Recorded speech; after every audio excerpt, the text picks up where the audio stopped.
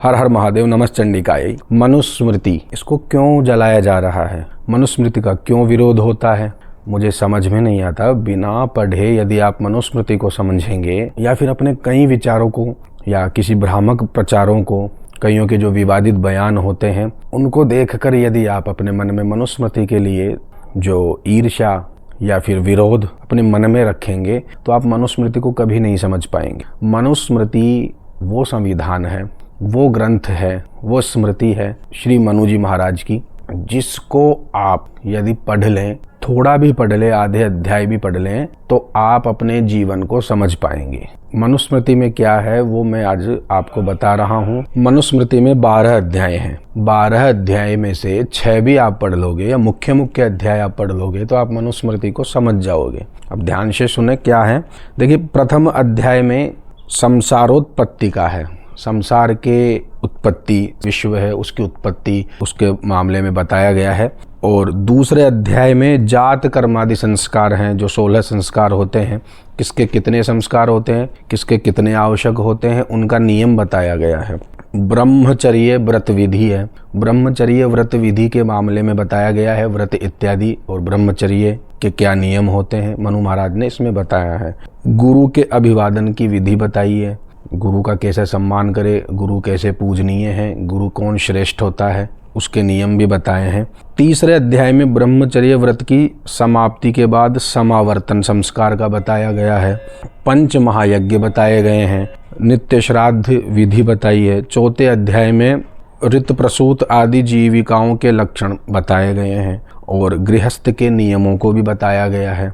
पंचम अध्याय में दूध, दही आदि भक्ष्य तथा प्याज, लहसुन आदि अभक्ष्य पदार्थों और दशाहादि के द्वारा जनन मरण शौच में ब्राह्मणादि द्विजातियों की तथा मिट्टी पानी आदि के द्वारा द्रव्य एवं बर्तनों की शुद्धि और स्त्री के धर्म बताए गए हैं। अब बताइए क्या गलत बता रहे हैं।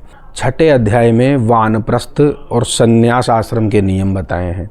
सातवें अध्याय में व्यवहार और मुकदमे इत्यादि जो होते हैं न्यायालय विभाग से, वो भी बताए हैं। कर, टैक्स के बारे में बताया गया है। राजधर्म क्या होता है वो बताया है। 8वें अध्याय में साक्षियों के प्रश्न विधि बताई गई है। 9वें अध्याय में पृथक रहने पर स्त्री तथा पुरुष के धर्म बताए हैं, जो न्यायालय में आज देख रहे हैं वो पहले ही मनु महाराज ने बता दिए हैं। धन आदि संपत्ति का जो बंटवारा होता है उसके नियम बताए हैं। द्यूत विधि बताई है।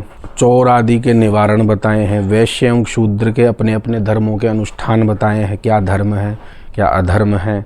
10वें अध्याय में अनुलोमज तथा मृत मागध वैदेह आदि प्रतिलोमज जातियों की उत्पत्ति भी बताई है और आपत्ति काल में क्या कर्तव्य होता है जो धर्म से उचित माना जाता है वो भी बताया है। 11वें अध्याय में मनु महाराज ने पाप की कैसे निवृत्ति होती है वो भी बताया है और कृच्छ संतापन, चांद्रायण आदि की प्रायश्चित विधि यहाँ भी बताई गई है। और 12 अध्याय में मनु महाराज ने कर्म के अनुसार 3 प्रकार की उत्तम, मध्यम और अधम जो सांसारिक गतियाँ होती है वो भी बताया है, जिसमें मोक्ष की प्राप्ति, आत्मज्ञान एवं जो निषिद्ध गुण अवगुण, निषिद्ध धर्म अधर्म, विधि निषेध के पालन करने का भी उन्होंने बताया है। तो क्या बताया है गलत, आप जरा ध्यान से पढ़ें, फिर मनुस्मृति को आप ध्यान से समझेंगे।